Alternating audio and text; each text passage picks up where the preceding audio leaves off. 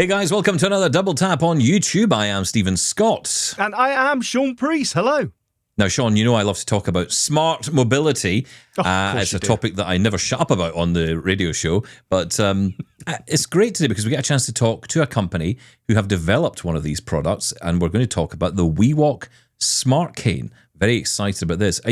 I've never really asked you this. Because I'm usually talking myself. Yes. Do you get excited about this kind of stuff? I can't get a word in. Yeah, well, of course I do, because it's technology. You know, that is just, I always get excited about whatever the technology is. I'm just a bit of a nerd.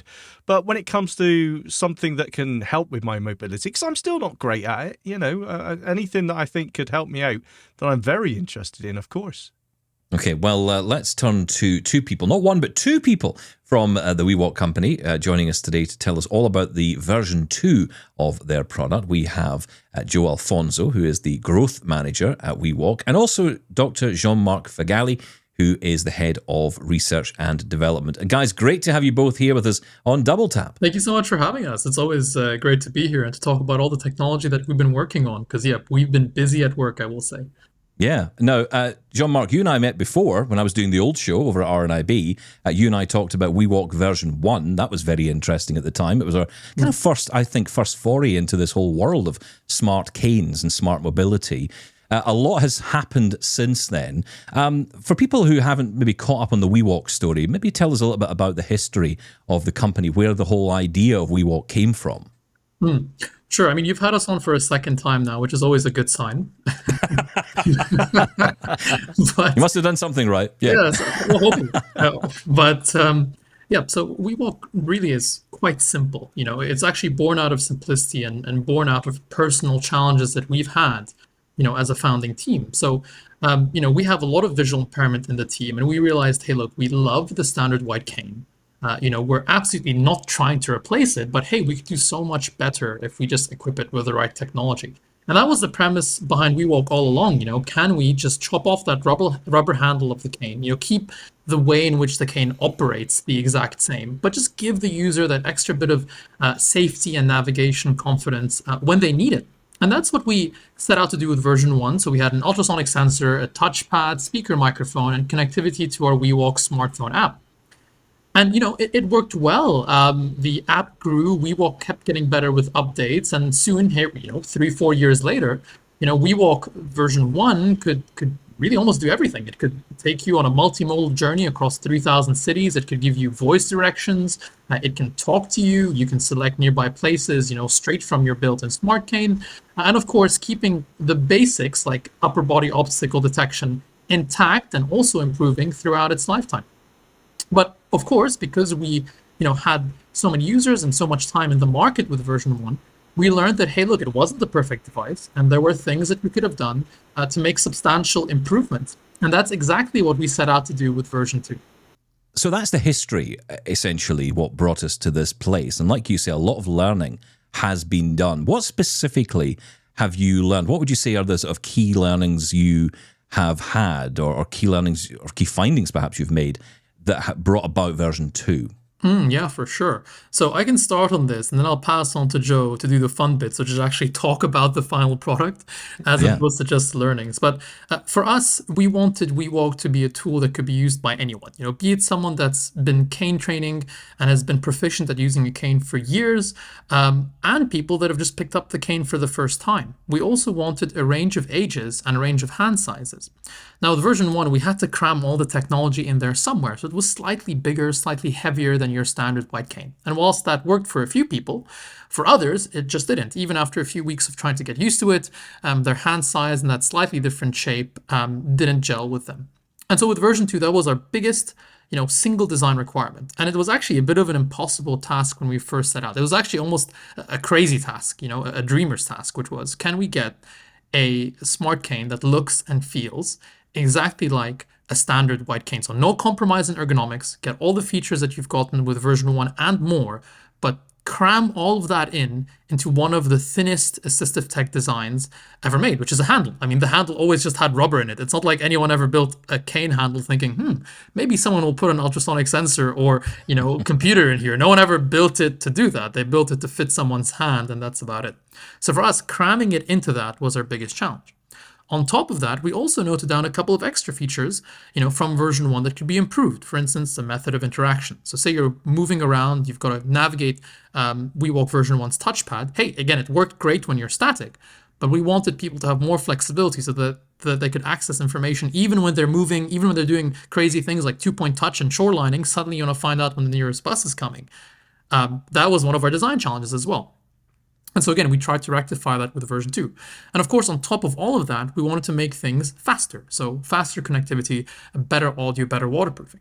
And I'll pass on to Joe here to talk about what version 2 actually is and whether he agrees or disagrees as to whether we've managed to meet those design requirements. As Jean-Marc mentioned, we tried to design it to be very reminiscent to a traditional cane, so the feel should be very similar to a traditional cane itself. Apart from the improvements that Jean-Marc had already mentioned, we also built speakers into the rear handle to be able to output the audio directly at the user, so there's improved sound quality. You can also use a Bluetooth earpiece, bone conducting headsets, or any type of headset device. You would just pair it up directly with your phone, and then the WeWalk will recognize that you're using some sort of audio device. Instead of the touchpad, we now have those physical tactile buttons that Jean-Marc had mentioned. With this push button design, it makes it much more simple in order to operate the WeWalk application. So the way it works, you basically have the WeWalk app that pairs up with the WeWalk Smart Cane through Bluetooth, and through that you'll get things such as turn-by-turn navigation. We've designed it from the ground up, so it's fully accessible with screen readers. It's available for both Android as well as iOS mobile phones. And then you also have things such as low vision mapping. You have clock directions built into there. It's basically an all-in-one system for all of your navigation needs. And then you have the exploration feature that allows you to discover popular points of interest, as well as a transport feature that allows you to be able to locate nearby metro or bus stops. And then apart from the speakers and the push button design, we've improved the obstacle detection sensor as well so that the cone is more narrow. It won't pick things up to the side. We've tried to make sure it only picks things up above chest level in front of you. So for example, the traditional cane may not necessarily be able to pick up things such as low-hanging tree branches, stop signs, or anything above your chest that your traditional cane wouldn't be able to otherwise detect. So we've improved that sensor.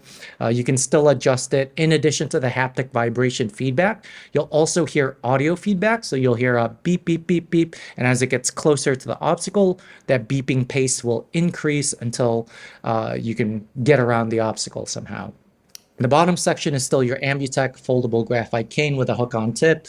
It's not any type of proprietary tip, so if you want to replace that with your own tip, you can go ahead and do that. A lot of people were actually quite surprised. We were at the CSUN conference in the US as well as SiteCity in Germany. And when people were trialing both the Smart Cane 2 and their traditional cane, they were shocked by how light it was. So that just shows you how slim and sleek the new design is compared to the prior version. There's also a torchlight and a flashlight built into it. So for example, if low vision users want to be able to locate their keys in darkly lit conditions, they can activate that torchlight. It is quite bright to the point where I always have to warn users, please shield your eyes before I turn it on because it is quite bright.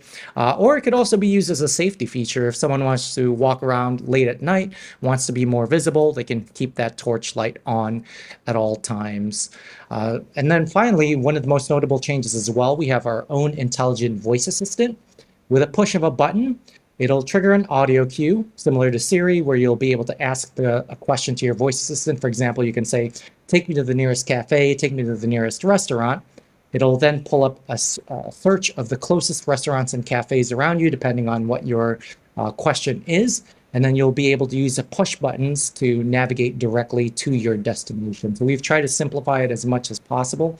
And I think it's very intuitive compared to the prior version as well, where someone will be able to pick it up right away and get used to navigating around the cane. Yeah, the best part is Joe's been testing it out for us in the scorching heat as well, so it's weatherproof. I want to make sure it's durable, so rain, snow, or scorching heat, it'll work in all conditions. Well, joking aside, that was one of the criticisms of the first one. In fact, I'm not even sure if it's a bit of an urban myth now about don't take the first WeWalk out in the rain. So you mentioned about waterproofing before. Has that been fixed or addressed? Yes. So with the new version, we don't ever like to say it's completely waterproof. However, it is very much water resistant. So you can feel comfortable taking it out in the rain. We've redesigned the internal components as well as the outer components to be much more durable compared to the prior version. So again, you can use it in the rain, in the snow, and it'll be good in those conditions. We don't recommend, as with all electronic devices, to stand outside in the pouring rain because there's always some chance it might get some water damage. But I will let you know that we listened to a lot of feedback from the first version, as you mentioned, Shaun, where we wanted to make sure this one was much more durable compared to the prior version. So just as long as you don't toss it in your pool, you'll be good.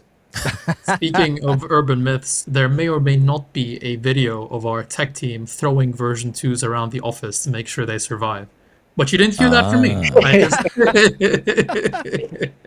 But I will say that durability was a key thing for us as well, which is, we need to make this withstand the rigors of a standard cane. Yeah, and we'd like to thank you to our community as well. So we partnered with various organizations like Canadian National Institute for the Blind. They've been instrumental, and their partnership has been very valuable in order to be able to share that feedback so that we can develop better products, as well as the visually impaired community and other partners such as Royal National Institute for the Blind. Just all of the input we've received from the community has really allowed us to redesign version 2 to make sure it met all the requirements of our community.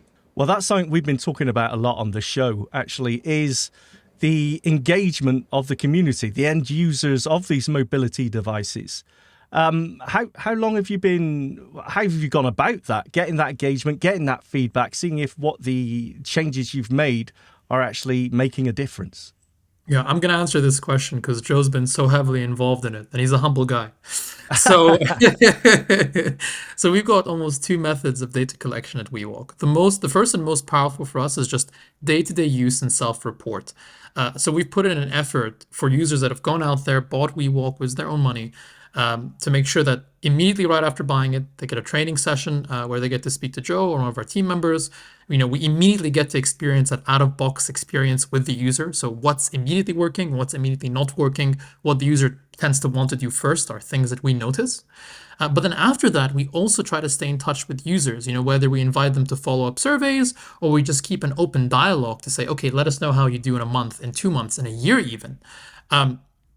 That's key for us because that's that long-term usage. It's where we can pick out things like, oh, maybe we should go from touchpad to buttons, right? Almost going simpler. That was only something you can get by just having a user use a device for some period of time. But at the same time, we didn't just want to rely on everyday use. We wanted to kind of push our system to its limits. And so we have something called an Explorer group, which we've put together with the help of the Royal National Institute of Blind People, the RNIB, here in the UK, who we know and love and who we've been working with for many, many years now.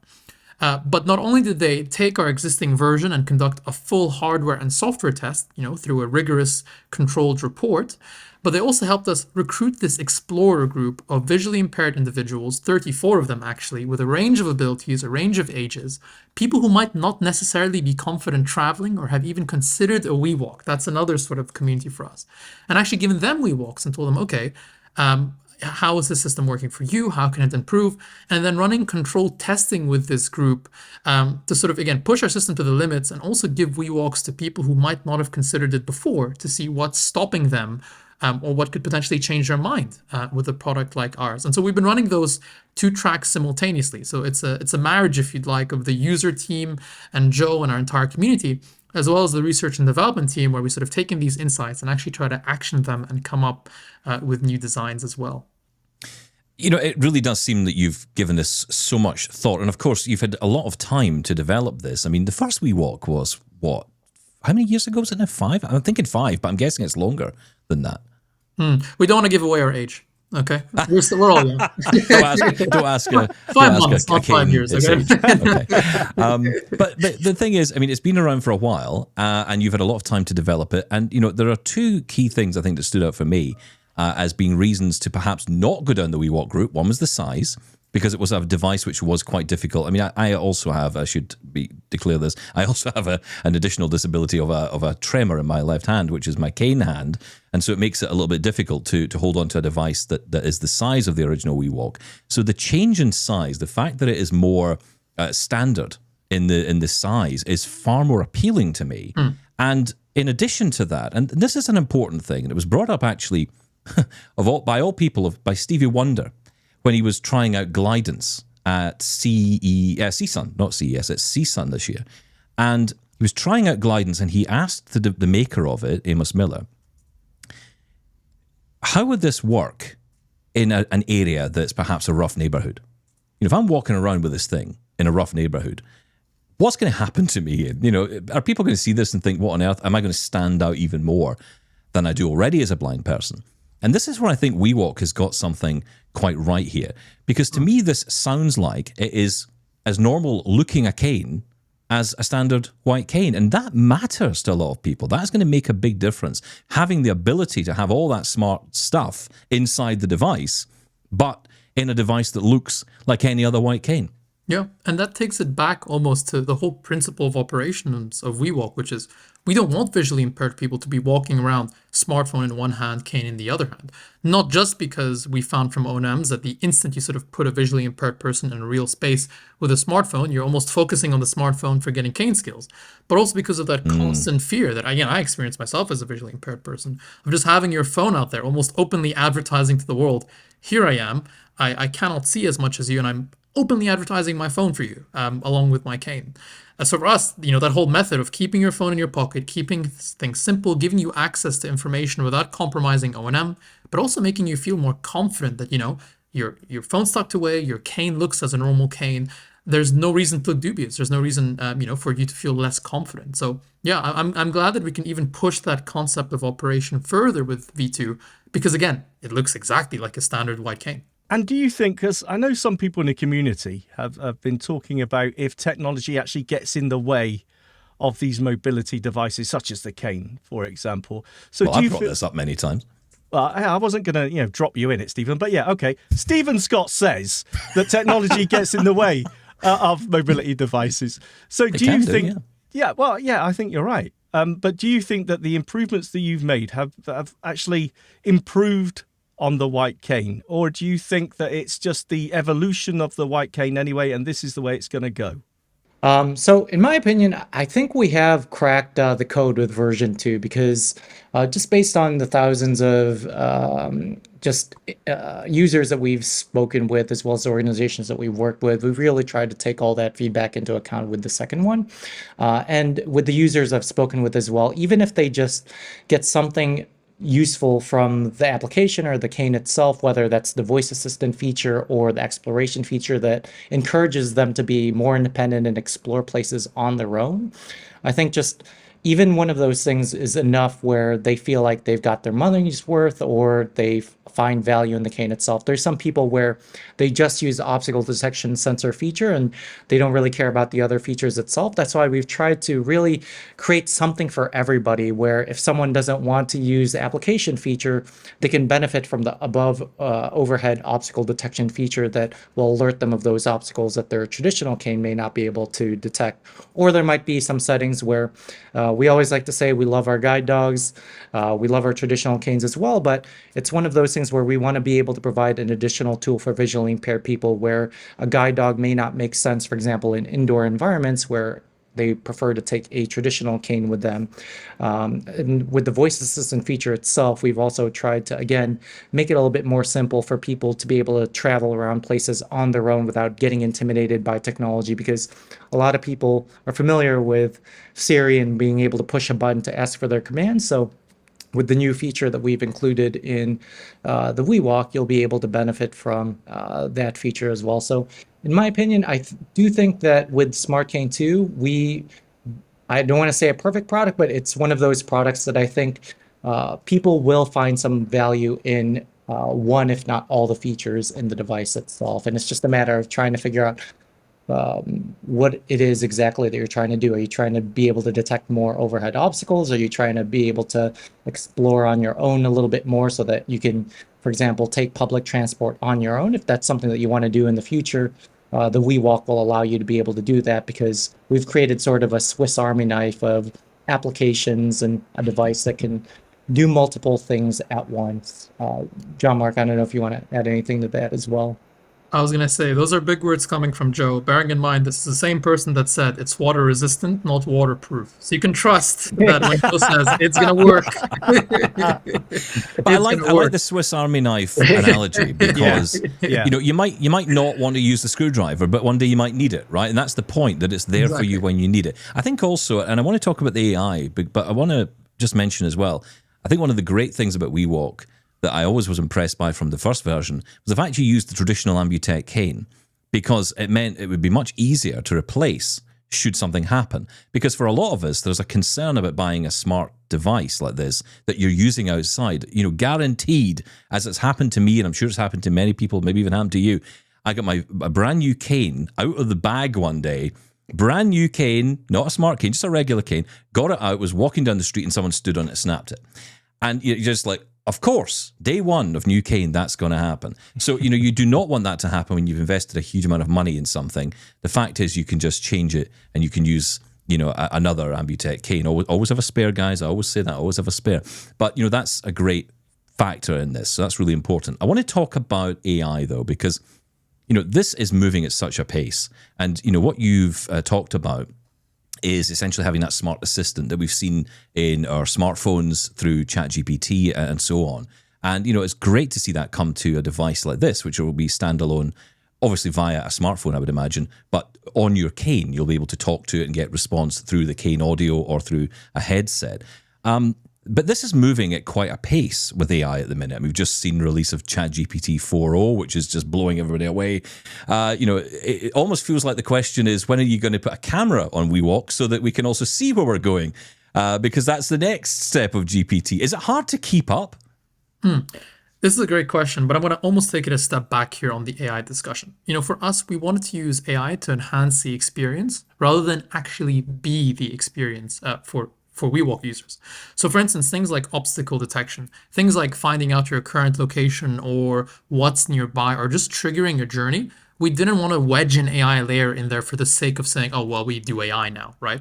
So all those core WeWalk features remain the same. And the obstacle detection can even work with your smartphone disconnected. Same with the flashlight, same with anything that doesn't require a data connection. We know the cane is a safety critical device. It's a mission critical device. So your core functionality is always there. AI only enhances it rather than just being a buzzword that we want to stick on everything. But we realized, hey, look, we could do a lot with AI that we couldn't have done before if we implement it carefully. And so as a separate function to WeWalk's existing voice menu feature, where you can just click a button and it'll talk to you, you can click a button and enable the voice assistant. So it's not like it's the only way you can interact with it. You can choose to totally not use it if you don't want to. It's not something that's mandatory. But with a voice assistant, again, as Joe mentioned, you simply click a button and you can ask it things like, what's the nearest restaurant, or give me information as to what I could do in this city. So for instance, we were in Norway last week, visiting our Norwegian partners, and I literally reached out to WeWalk and said, hey, check this out. What can I do in Norway? And it said, hey, you can visit the fjords, you can walk around the market. So we sort of had WeWalk almost reciting to us what we could do with the press of a button. And I think that's the AI we're trying to achieve here, which is giving you that extra information that would have taken multiple swipes, multiple taps on your smartphone to open up a web browser, open up GPT. Here it's a simple case of just clicking a button and you have that information. And hey, in terms of using a camera to enhance the experience, we're already doing that with our WeAssist service. So, we were thinking, okay, how do we use a camera in a way that still is mission critical? Well, we don't think as of today AI is perfect in terms of computer vision. So in the meantime, to give users that extra experience, let's professionally train some WeWalk agents. Let's have users click a button in the WeWalk app to connect to one of our trained agents. And let's have the agent then see through the camera and guide the user, because nothing beats that human assistance. And as we develop those computer vision models, at least we can roll them out in a controlled way to make sure that, we're not putting anyone at risk.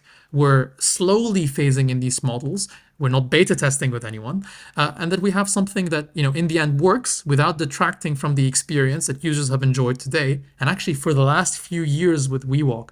And I'm giving away again our age again, so I'm gonna stop mentioning the number of years. So can you tell us a little bit more about WeAssist? Because I did see that on the website the day you unveiled and had the WeWalk 2 event, but I didn't hear much about it in the actual event itself. Is this a new service, or has this been going a while?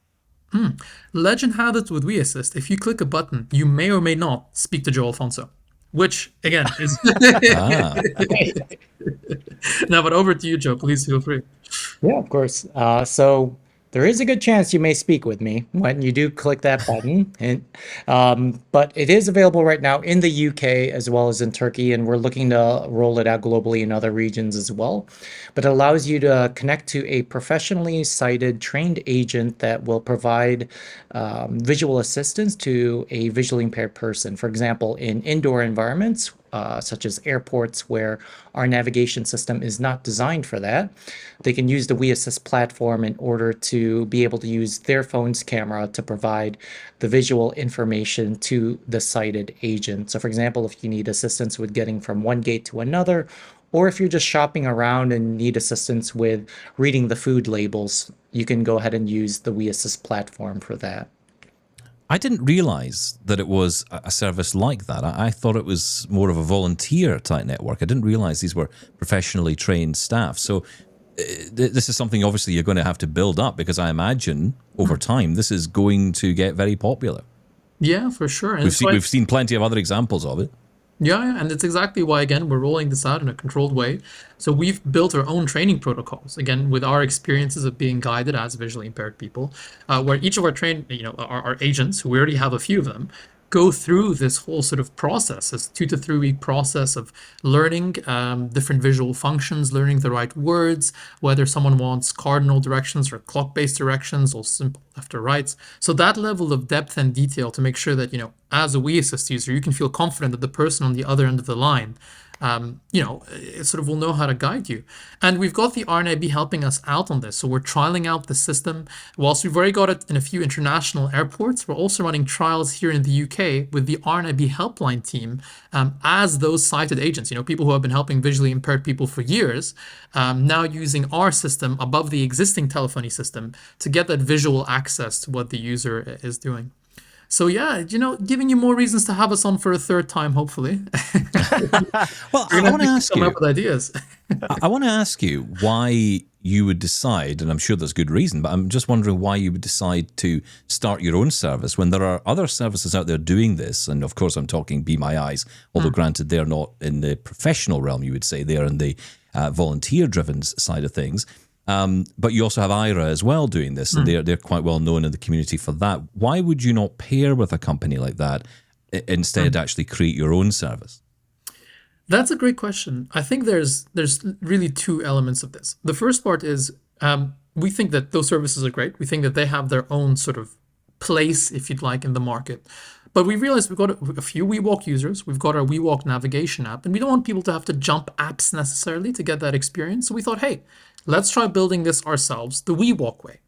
The second part is the ability for us to really have a deep level integration with our existing navigation system and hardware with the WeAssist system. So right now, if you were to call, one of our agents through WeAssist, our agents get full access to your navigation system and your WeWalk app as you're sort of walking around and getting that experience. So we can sort of guide you, we can see what your journey is, and we can make modifications to that agent experience as well to make sure that they're well informed, to make sure we know what the agents are doing or saying.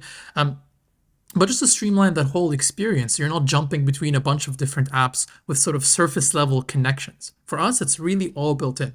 And it also means that we can start to experiment and trial some new technology for those that choose to be part of it. So again, going back to that discussion of computer vision, you don't need a human agent to do everything. Things like text detection, street furniture detection, even crossing detections could be done with computer vision. And so as we start to roll out those features, we can start to run them alongside WeAssist to see if users prefer using AI or if users prefer using an agent. So it gives us a bit more flexibility, if you like. But at the same time, if we have WeWalk users that say, hey, look, I'm an existing, Be My Eye user, or I'm in the US and I use IRA, then there should be absolutely no reason why you shouldn't use those other services alongside with your WeWalk Cane.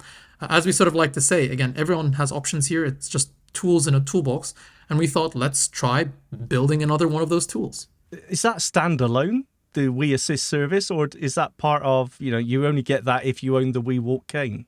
No, it's actually standalone. So you, of course, with the full WeWalk ecosystem, get the whole experience. But WeAssist is built into the WeWalk app. So say you've just downloaded the app, you've got your navigation going, and what will you? You can then just click that WeAssist button, and it all runs as it should. And is that free at the moment? Is that free to use? So our app is based on a subscription service. This wasn't the case before. Before, you had to sort of buy the hardware to be able to access the app. But one of our key intentions was to sort of, for people that might not necessarily need a WeWalk, but still want to benefit from our app services, that they'd be able to, at a lower cost, access that experience. But I'll pass on to Joe to talk about what we're doing with airports for WeAssist. So for WeAssist, we're actually partnering with airports such as Gatwick, as well as various airports in Turkey, in order to be able to provide in-airport service. So far, it's been receiving some great feedback from the organizational partners that we've been working with in order to be able to provide those services. So we partner with organizations such as RNIB in order to provide customer service for people that are calling in through WeAssist. But hopefully, we'll be able to expand that through other regions, such as Canada, for example, where if someone is traveling through Canada and wants to get some WeAssist service through a particular airport, we'll be able to guide them to wherever they need to go. As Jean-Marc mentioned, we again wanted to create tools for people that they'll be able to use in various types of environments, not just outdoor environments, but indoor environments as well. But also, if, for example, they're navigating to a destination, perhaps it's, I don't know, a hockey stadium, and they need to get to a specific entrance. With navigation technologies, we know that they try to get you as close to your destination as possible, but they might need that extra guidance in order to get them to the exact entrance that they need to go to. Just the convenience of not having to close out your app, open another app to do that. You can do it directly into the WeWalk application to get you to the final steps of wherever you need to go. But lots of exciting stuff there, not just for outdoor, indoor environments, but just in general, if someone needs that sighted assistance, because we use those professionally trained agents, I do think that's something that sets us apart from some of the other items available right now that offer similar services. And the best part is, with our WeAssist service in certain businesses like airports, we have things called free zones where users don't actually have to pay to access the service. It's typically funded by those venue operators, if you like. So you just have to take out the WeWalk app. It knows that you're in a free zone. You can then pull out WeAssist and just call away, basically. So again, offering more flexibility to venue owners and users themselves. So in the end, as a visually impaired community, the more places it's available, the better it is for us, right? Now, Absolutely. Since Shaun decided to throw me under the bus earlier, I'm going to throw him under the bus now.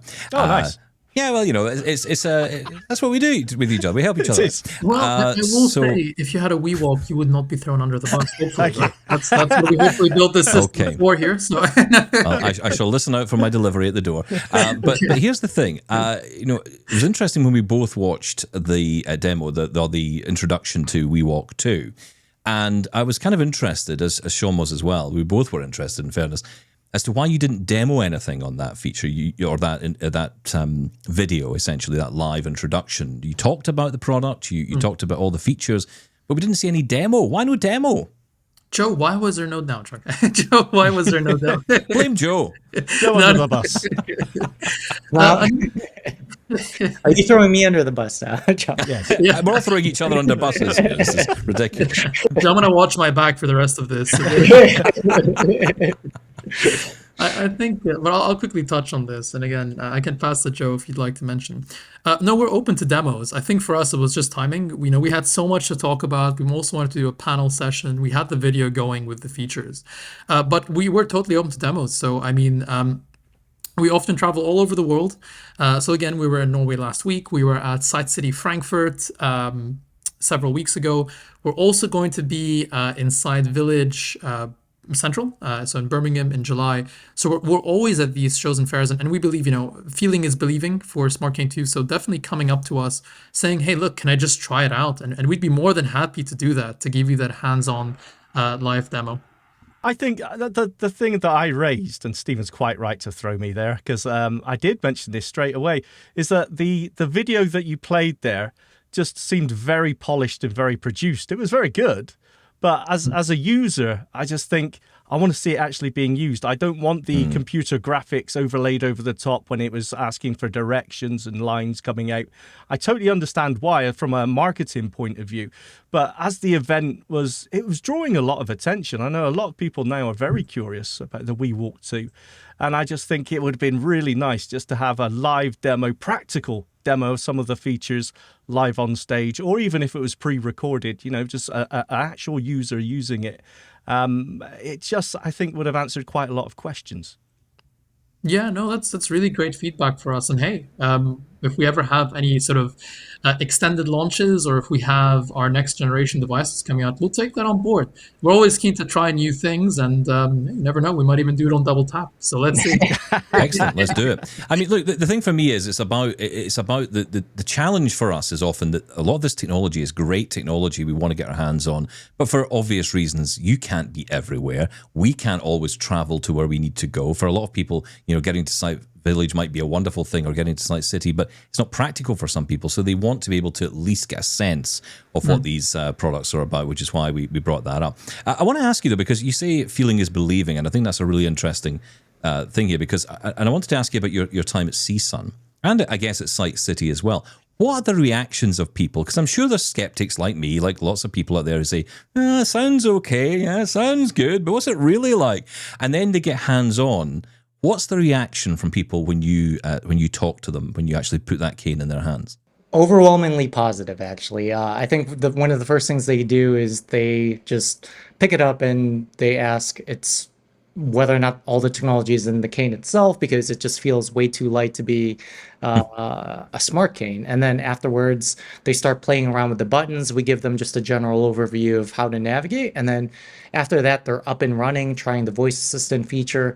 They also ask how can they get their hands on the cane itself. And I mean, I hear everything from that's so cool to that's so easy to use. So in terms of simplicity, I mean, it's there. And I know this sounds very marketing as well, but I am just sharing feedback directly from the users that did visit our booth during CSUN as well as Sight City. So it's been overwhelmingly positive, where people are very accepting of new technologies and trying to see what other items are available out there that could replace their traditional cane.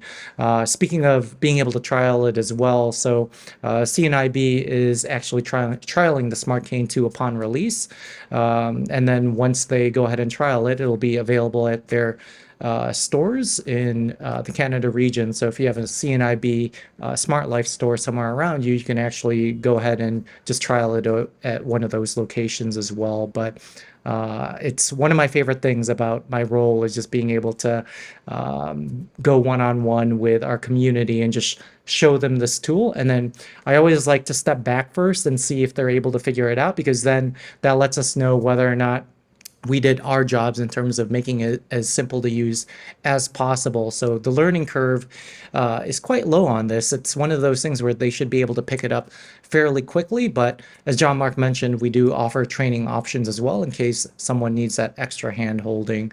But so far, I've been quite pleased in terms of the reception it's received at both CSUN as well as Sight City. Yeah, and I bring this up from the perspective from my perspective of skepticism, because I think it is good to have some skepticism. I cannot be excited about everything, although I am, in fairness, excited about this particular device. In fact, I am excited about all these devices. You might not believe that from what I say sometimes on the show, because people like to pick up different things from what I say. The truth is, I am just always concerned about the idea of replacing the smart or the regular cane, if you like, or a guide dog. I think it's all about choice, and I think it's about options. And I think more options is a good thing.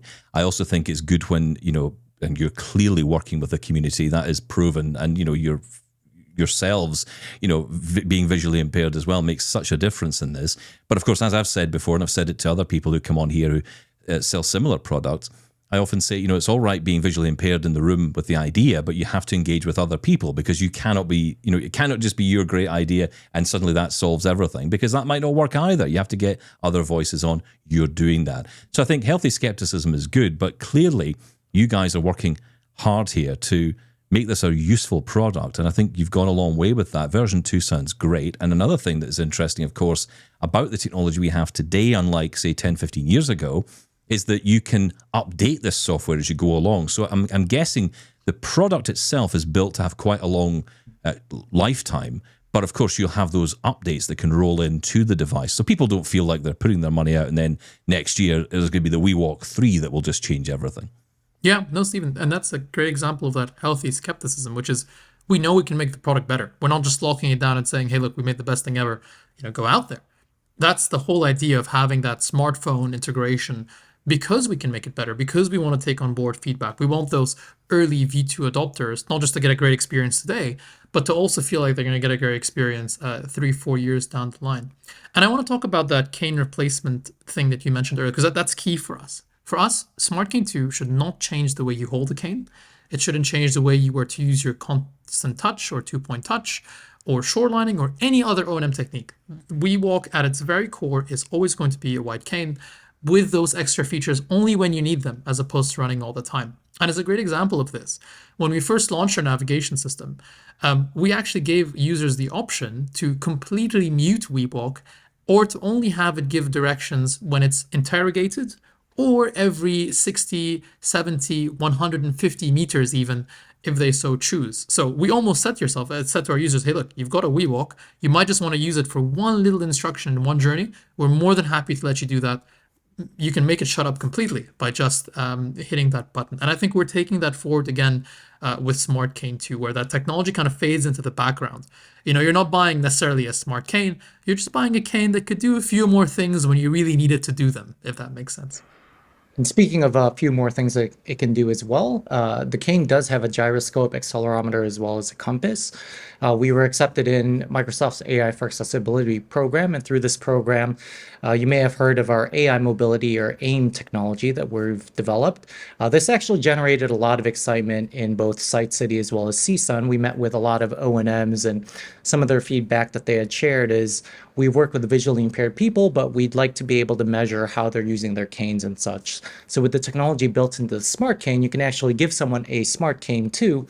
If they choose to share their data, O&Ms will be able to monitor cane habits such as cane swipes, walking speed, cane angles, to make sure that they're using correct cane technique. So as an O&M, if they choose to share their data, you'll have a dashboard of all your students. You can select one of your students. For example, I want to make sure that Jean-Marc is holding his cane correctly. I can tap on Jean-Marc's name. I can see his walking speed, the routes that he's taken, his average confidence level. So there are self-reported confidence measures. After he takes a journey, he rates himself on a scale of 1 to 5, how confident he feels. But I really feel like this is going to be a game changer in terms of how O&M instruction is provided to visually impaired people. So that's just another example of our evolving technologies, where we're listening to our community to find out, what do you guys need in order to be able to do things better, to be able to serve our community better? I'm really glad you brought that up, because that is an amazing feature inside this device. And I think that, my wife, for example, that's her job. And she is very interested in this, because the ability to be able to track someone's progress almost in a real life environment without having to constantly monitor that individual could actually have a big impact. And in particular, and oftentimes you find these little areas where you see huge amounts of benefit to an area, but you don't even realize it at the time. I think for people like my wife, who's a visually impaired O&M instructor, being able to not have to be out with the person all the time can help her. And actually, this is where obviously she would have to be doing it at some point, but the point is that she would be able to do it a little bit less. So potential benefits down the line there as well. It would allow more people who are visually impaired to be O&M instructors, and in my personal view, they're the best. But then I would say that because I'd be told off otherwise. But here's the thing. I want to ask you before you go, because it's so much we could talk about, but one area that is intrigued, shall we say, some people, is what happens to those who have the original WeWalk cane. Are they expected to pay full price for the new one, or do you have a scheme that will allow them to upgrade at a reduced price? And what is that pricing? Yes, so we do have a trade-in program, because we want to make sure anyone who purchased WeWalk Smart Cane 1, we're taking care of them, and we can go ahead and give you a discounted price for it. However, in order to get the price, you can go ahead and contact CNIB for that. Again, they're going to be distributing it in the Canada region, so I don't want to speak on behalf of them. However, if you are interested in purchasing one, you can contact them directly. They can also give more details about the trade-in program as well. And that's the case across UK and other countries as well, yeah? Yeah, you can just reach out to us as well. I mean, we have different distributors, different pricing across regions. We want to make sure everyone worldwide can get their hands on one. And if you don't immediately find your distributor by doing simple Google searches, just reach out to us at WeWalk.io, and we'll be more than happy to help. And what about the overall price of the device for those who are new to WeWalk? Yeah, so the price of the device itself, like again, if you're in the Canada region, I'd want to revert you to CNIB because they are our distributor in that region. However, if you aren't in the Canada region, you can go to our website and then you can get the exact pricing for your region because it is region based as well. So I would revert you to our website in order to be able to get the pricing details. Or if you're in Canada, please contact CNIB and they can give you the details in terms of pricing for it. Talking of pricing, because I can hear our listeners screaming at us right now. When it comes to WeAssist, is it less expensive, more expensive, or the same price as an IRA subscription? I went there. Well done, Shaun. Thank you. They'll never come back now. I'm so sorry. Let's see how we can word this. We want to be the most cost-effective solution for visually impaired people, and we certainly have the pricing models in specific locations that would help us to achieve that as well. So there you go. I will quite simply say that, yep, you should hopefully find, especially if you're in our partner airports, you can get it for the best price ever, which is free. So there is.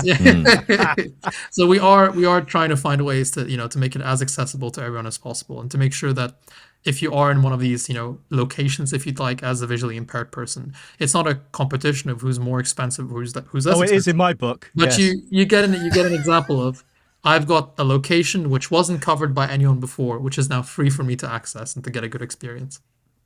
Well, okay, let me ask you this then. So in terms of the pricing for the device, so you've got the device pricing, then you've got, I guess, a subscription pricing for WeAssist or for the app. Is that right? And is it different if you, say, for example, just sign up to the app alone and you don't have the WeWalk cane versus buying the cane and using the WeWalk subscription or the WeAssist subscription?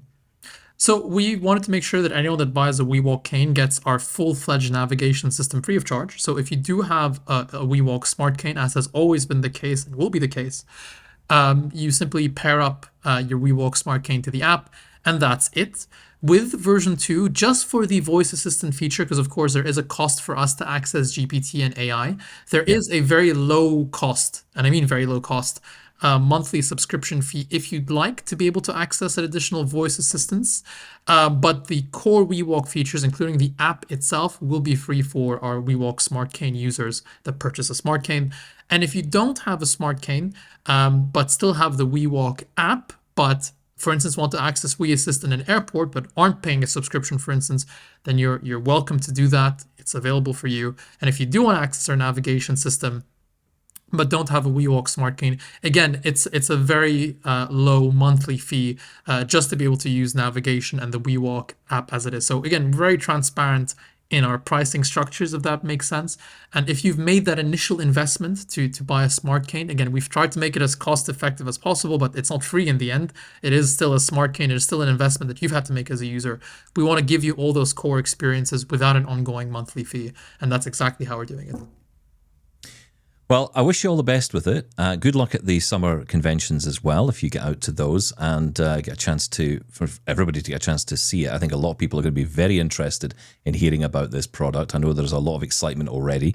And come back soon. Let's not leave it so long this time. Let's get you back on soon. Let's continue this conversation, because there's so many aspects of what you've talked about. I mean, I think about one area, which is airport navigation, something I would love to do more independently and not rely on assistance for lots of reasons. And I think that this kind of technology can enable that. And we're starting to see that come through with other products, but having that cane as well and the capability of it and the knowledge of where you are and knowledge of distance from one thing to the next, I think could be really useful. So yeah, really exciting times. Guys, come back soon. Yeah, we will do. Thanks for having us. Yeah. Thank you for having us. We really appreciate it. And yeah, contact us if you have any additional questions. So, Shaun, earlier I asked you if you were interested. Are you more interested now after you've heard about the features of WeWalk? I am. Yes, I definitely want to get my hands or hand on the cane, definitely. Yeah, just one. As I said right at the beginning of this, if I think it can help me out, then why wouldn't you give this a go? The fact that you can get a demo and trial it, I'm very interested. Yeah, definitely. Well, interested in your comments, as always. You can type them in below here on YouTube, or you can send us an email to feedback@doubletaponair.com, or you can call us on 1-877-803-4567. We will catch you for another Double Tap on YouTube soon. Thank you, Shaun. Thank you. Bye-bye.